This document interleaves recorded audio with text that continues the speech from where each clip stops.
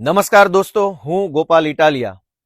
આપણે સૌ જાણીએ છીએ કે ગુજરાતની અંદર રાજનીતિમાં ભ્રષ્ટ જુઠ્ઠી પાર્ટી એટલે કે બીજેપીએ ગુજરાતની જનતાને શોષણ કરવામાં, ડરાવવામાં, દબાવવામાં, ધમકાવવામાં અને તાનાશાહી કરવામાં કોઈ કસર છોડી નથી. પણ બીજેપી પાર્ટીની આટલી હદ સુધીની તાનાશાહી હોવા છતાંય, આટલી હદ સુધી ગુંડાઓ જેવું વર્તન હોવા છતાંય ગુજરાતના કેટલાક યુવાનો ભાજપની આંખમાં આંખ નાખીને એને લલકારે છે.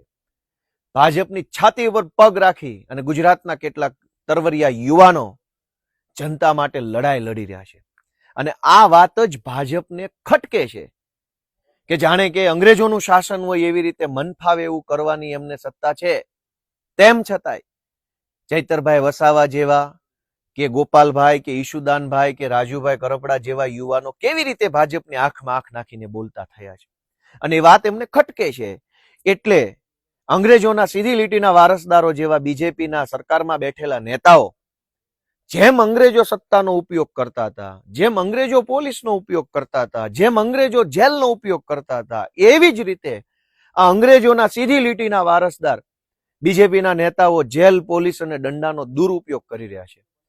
ગુજરાતની અંદર આદિવાસી સમાજની ચેતના જગાડવાનું જેમણે કામ કર્યું છે, જે નેતાએ ગુજરાતના યુવાનોનો બુલંદ અવાજ ઉઠાવ્યો છે, જે નેતાએ વર્ષો સુધી કચડાયેલા, દબાયેલા અવાજને વાચા આપવાનું, વિધાનસભામાં વાચા આપવાનું કામ કર્યું છે, એવા આપણા સૌના અને અમારા નેતા આદરણીય ચૈતરભાઈ વસાવાની સાથે દ્વેષ ભાવનાથી, અંગ્રેજી માનસિકતાથી, અંગ્રેજોની માનસિકતાથી બીજેપી પાર્ટી અત્યારે બદલાની ભાવનાથી કામ કરી રહી છે.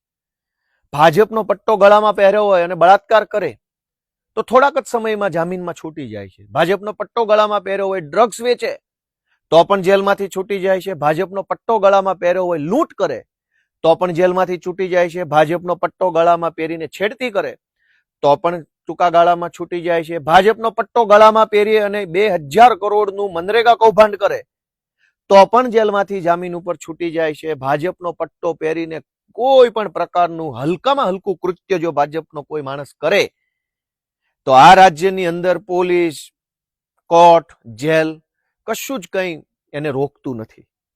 પણ ચૈતરભાઈ વસાવા જો આદિવાસી સમાજનો અવાજ ઉઠાવે, દાહોદમાં ચાલતી મનરેગા કૌભાંડ ઉજાગર કરે, છોટાઉદેપુરનું સાયકલ કૌભાંડ જો ચૈતરભાઈ ઉજાગર કરે, અલગ અલગ આદિવાસી વિસ્તારોમાં ચાલતી નકલી કચેરીઓને ઉજાગર કરે, શિક્ષણના નામે ચાલતા ભ્રષ્ટાચારને ઉજાગર કરે, આદિવાસી બાળકોના સારા ભવિષ્ય માટે એ સંઘર્ષ કરે, તો અંગ્રેજોના સીધી લીટીના વારસદાર એવા ભાજપના કેટલાક નેતાઓના પેટમાં કેરોસીન રેડાય છે. અને એટલે કાયદાનો દુરુપયોગ કરીને યેન કેન પ્રકારે ચૈતરભાઈનો અવાજ દબાવવા માટેની કોશિશ થઈ રહી છે. પણ એમ દંડાના જોરે, સત્તાના જોરે જો અવાજ દબાઈ જ જતો હોત તો દેશ જ ક્યાં આઝાદ થવાનો હતો. દંડાથી અવાજ આ દેશમાં દબાયો નથી અને દબાશે નહીં. જેલની દિવાલોમાં એ તાકાત નથી જે તાકાત સંઘર્ષની ભઠ્ઠીમાંથી પાકીને નીકળેલા એક યુવાનના અવાજમાં છે. એટલે ભાજપના ભ્રષ્ટ નેતાઓના મનમાં જો એવો વહેમ હોય કે ચૈતરભાઈ વસાવાને દબાવી અને સમગ્ર આદિવાસી સમાજના અવાજને રૂંધી શકશે તો એ ક્યારેય શક્ય બનવાનું નથી. આમ આદમી પાર્ટી ચૈતરભાઈ વસાવા અને ગુજરાતના આદિવાસી સમાજ સાથે મજબૂતીથી, તાકાતથી ઊભી છે. આજ ચૈતરભાઈ વસાવાના કેસમાં હાઈકોર્ટમાં સુનાવણી હતી. ગઈ વખતે સુનાવણી જ્યારે હતી, આની પહેલાની સુનાવણી, ત્યારે સુનાવણી સમયે સરકારી વકીલે આવીને એવું કહ્યું કે સરકારી વકીલ બદલવા માંગે છે, નવી તારીખ આપો. એટલે ગઈ વખતની સુનાવણી ન થઈ શકી અને આજની તારીખ પડી. આજની તારીખે સરકારી વકીલ હાજર ન થયા, એવું કહ્યું કે આજે સુનાવણી નહીં શકે, આજે હડતાલ છે. સરકારી વકીલને વળી હડતાલ કેવી આવે? જે વકીલો બિન સરકારી નથી, પ્રોફેશનલ પ્રેક્ટિસ કરે છે, એ હડતાલનો ભાગ હોઈ શકે છે. પણ સરકારી વકીલ હડતાલનું બહાનું લઈ અને આજે તારીખ માંગી લીધી. ભાજપનો માણસ બળાત્કાર કરે તો ભાજપના મંત્રી સુદ્ધા એની પાછળ છોડાવા લાગી જાય છે. પણ ચૈતરભાઈ વસાવાનો એક મામૂલી કેસમાં હાઈકોર્ટ જેવી અદાલતોમાં પણ તારીખ પે તારીખ કરાવી રહ્યા છે.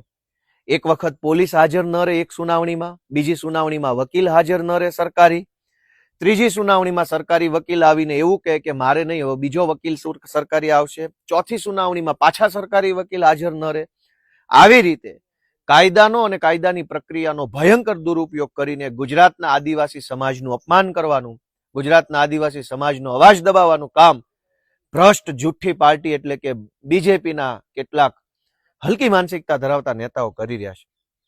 અમને ગર્વ એ વાતનું છે કે અમારા નેતા ચૈતરભાઈ વસાવા અડીખમ યોદ્ધાની જેમ આજ ઊભા છે. ભાજપની સત્તાની અંદર એ તાકાત નથી કે ચૈતરભાઈ વસાવા કે ઈશુદાનભાઈ કે ગોપાલભાઈ જેવા નેતાઓને આંખમાં આંખ નાખીને બોલતા રોકી શકે. એ અમારી તાકાત છે. ભાજપની સત્તા કે ભાજપના દંડામાં એ દમ નથી કે અમારી જેવા યુવાનોને બોલતા રોકી શકે, અમારી જેવા યુવાનોને આંખ ફાડીને જોતા રોકી શકે. સમય આજ ભાજપની તાનાશાહીનો છે, પણ સમય ક્યારે આવો નહીં રહે. અન્યાય, અત્યાચાર અને અનીતિનું શાસન ધ્વસ્ત થશે. આ શાસન પડી ભાંગશે અને ગુજરાતની અંદર જનતાના શાસનનો ઉદય થશે. એના પાયાની અંદર ચૈતરભાઈ વસાવા જેવા ક્રાંતિકારી આદિવાસી યોદ્ધાનું યોગદાન રહેશે. હું ભાજપના સૌ જે કંઈ પણ લોકો ભ્રષ્ટાચાર કરી અને ખાઈ બધી અને એકદમ તગડા થયા છે એમને કહેવા માંગુ છું કે તમારે જેટલી તાનાશાહી કરી હોય એટલી કરી લેજો. અફસોસ ન રહેવો જોઈએ કે તમે આ 2 જુલમ ઓછા કર્યા હતા. તમારા તમામ જુલમનો જવાબ અમે લોકતાંત્રિક પદ્ધતિથી આપશું. ચૈતરભાઈ વસાવા આપણી વચ્ચે ટૂંક સમયમાં આવશે એવી આશા અને એવા વિશ્વાસ સાથે સૌને જય જય ગરવી ગુજરાત. આવા પ્રકારના વિડીયો તમને જોવા ગમતા હોય તો હોટલાઇન ન્યૂઝ ચેનલને લાઇક, શેર અને સબસ્ક્રાઇબ કરો.